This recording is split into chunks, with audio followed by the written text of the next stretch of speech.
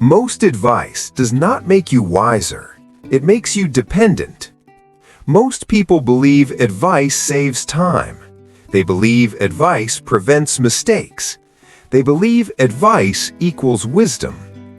Kant believed the opposite. Advice can weaken reason. Advice can outsource responsibility. Advice can quietly destroy autonomy. This video is not anti-learning. It is anti-living through other people's thinking. Kant believed the danger of advice is not that it is wrong. The danger is that it replaces your judgment. To understand this, we need to see what Kant meant by abandoning reason. For Kant, the highest human faculty is reason. To give it up voluntarily is not convenience, it is moral failure.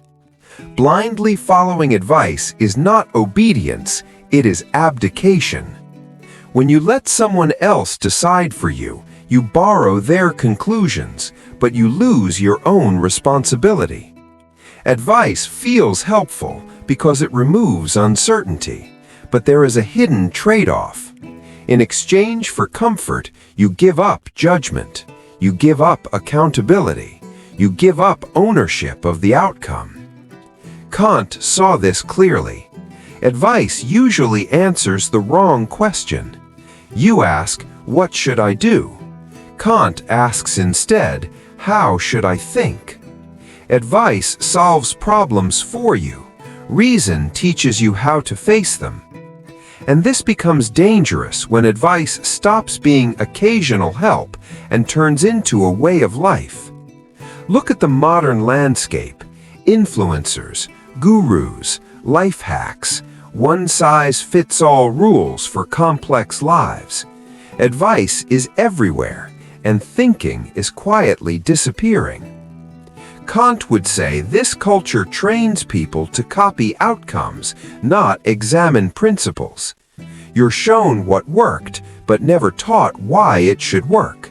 So judgment is replaced by imitation. And here's the hidden danger. When advice works, you credit the advisor. When it fails, you don't become wiser, you feel lost, because you never owned the reasoning. Advice culture doesn't create independent thinkers, it creates skilled imitators, people who know what to do, but not how to judge. Powerline. A society addicted to advice slowly forgets how to judge. And when judgment fades, something deeper disappears with it. Responsibility. For Kant, responsibility is not emotional, it is rational. You are morally responsible only for actions you have reasoned through yourself.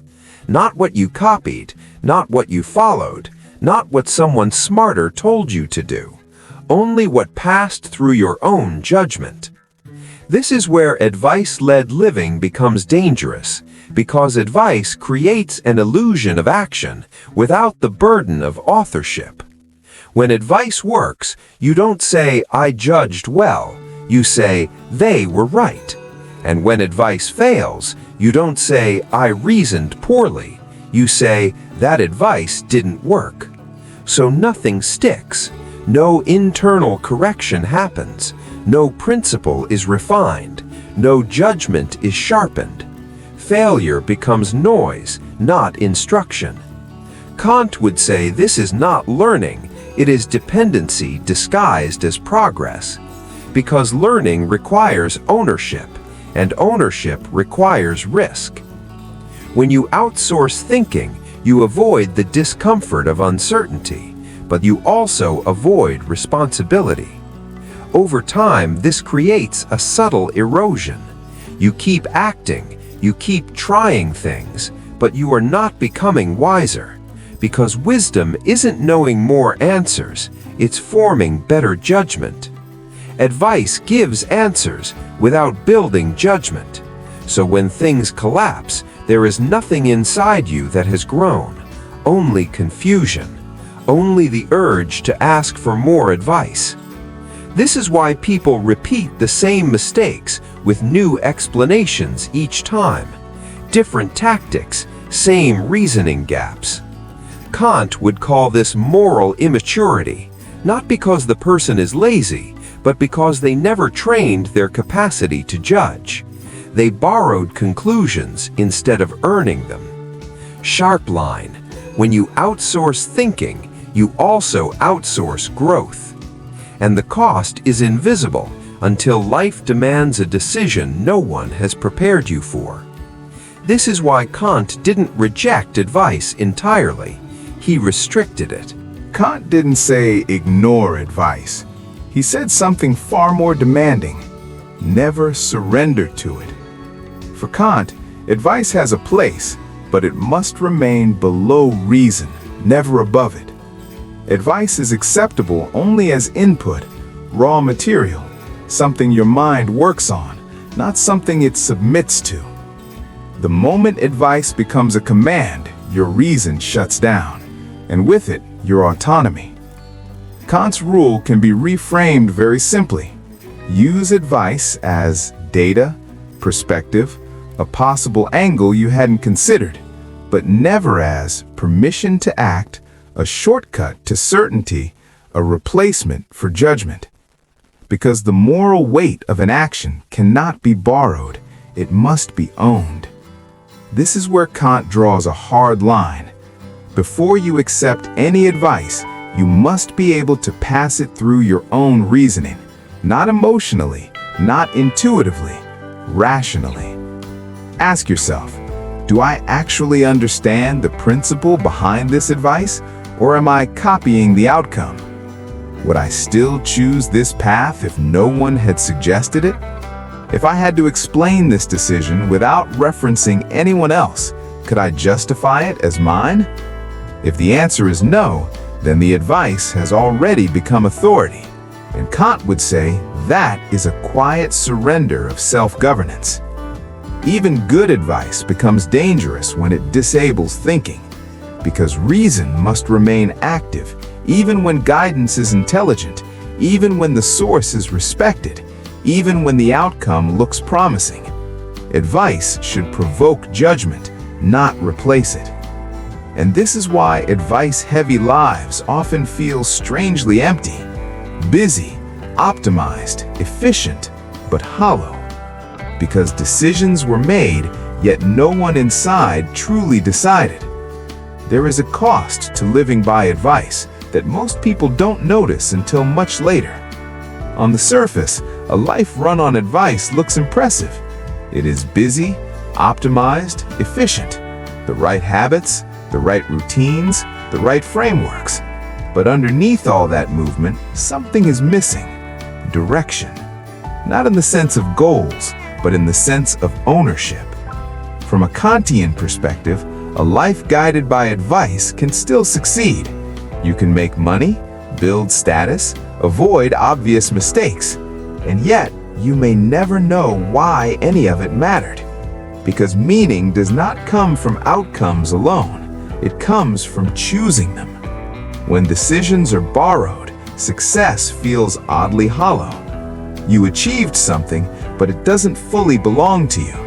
You followed the steps, you trusted the system, you executed well, but inside there is no deep recognition of self.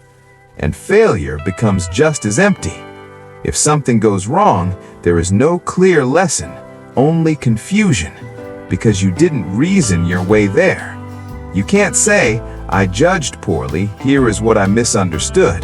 You can only say, the advice didn't work. Kant would argue that this is the real danger. Without ownership of decisions, success provides no dignity, failure provides no wisdom, nothing truly integrates. Life becomes a sequence of reactions to other people's thinking, efficient but externally driven, productive but internally disconnected.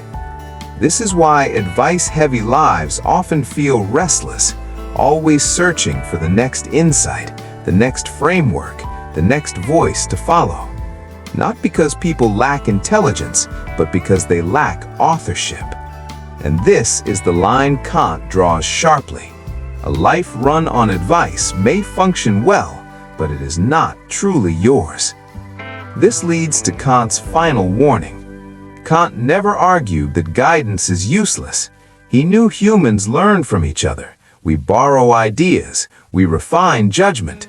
What Kant opposed was something far more subtle, dependency disguised as wisdom. The moment advice stops being input and becomes permission, reason steps aside.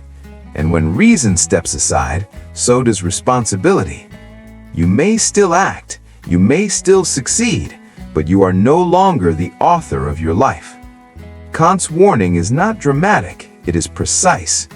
Advice can point you toward action, but only reason can justify why that action deserves to exist. Only reason can say, this choice is mine, and I stand behind it. Without that, life becomes a series of borrowed conclusions, efficient, informed, unowned.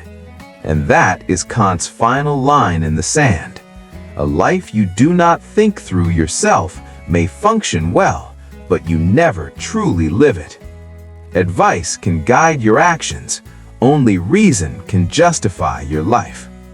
Subscribe if you want philosophy that trains judgment, not content that replaces it. Because in the end, a life you don't think through yourself is a life you never fully own.